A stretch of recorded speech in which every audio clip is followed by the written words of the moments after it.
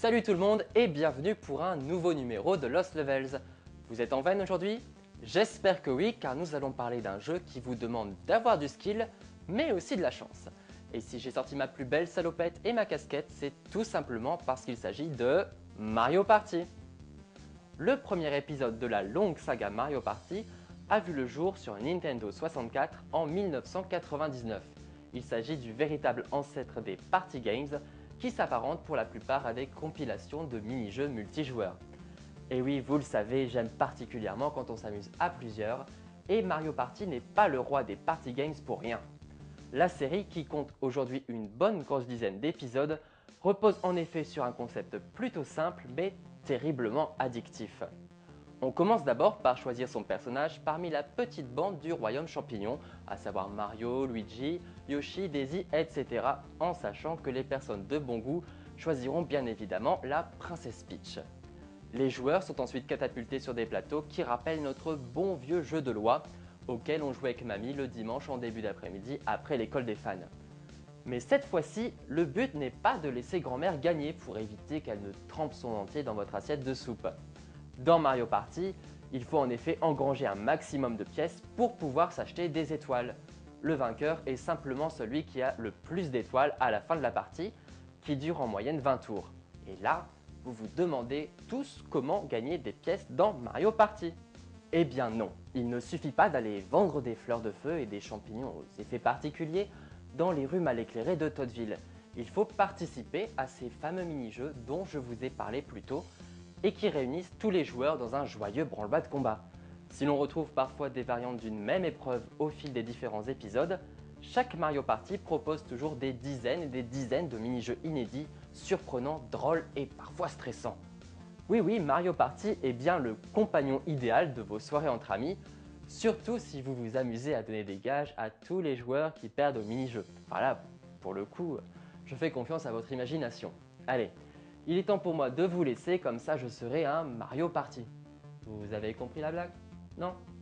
Bon bah, c'est pas grave tant que vous évitez le game over. Salut!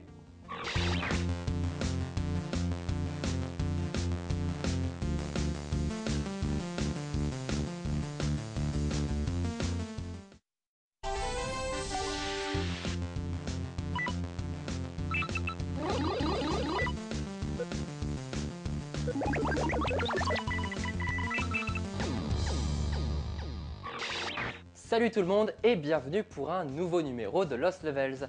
Vous êtes en veine aujourd'hui? J'espère que oui, car nous allons parler d'un jeu qui vous demande d'avoir du skill, mais aussi de la chance. Et si j'ai sorti ma plus belle salopette et ma casquette, c'est tout simplement parce qu'il s'agit de Mario Party. Le premier épisode de la longue saga Mario Party a vu le jour sur Nintendo 64 en 1999.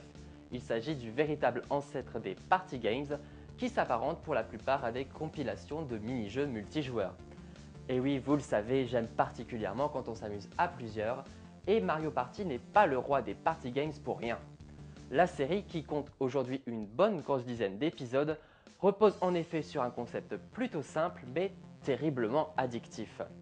On commence d'abord par choisir son personnage parmi la petite bande du royaume champignon, à savoir Mario, Luigi, Yoshi, Daisy, etc. en sachant que les personnes de bon goût choisiront bien évidemment la princesse Peach. Les joueurs sont ensuite catapultés sur des plateaux qui rappellent notre bon vieux jeu de loi, auquel on jouait avec mamie le dimanche en début d'après-midi après l'école des fans.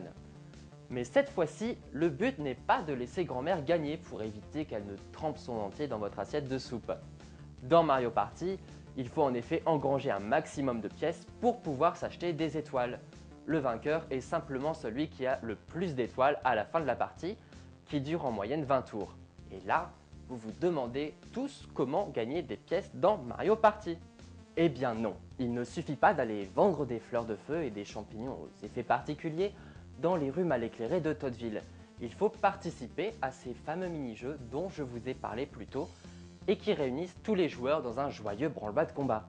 Si l'on retrouve parfois des variantes d'une même épreuve au fil des différents épisodes, chaque Mario Party propose toujours des dizaines et des dizaines de mini-jeux inédits, surprenants, drôles et parfois stressants. Oui, Mario Party est bien le compagnon idéal de vos soirées entre amis, surtout si vous vous amusez à donner des gages à tous les joueurs qui perdent au mini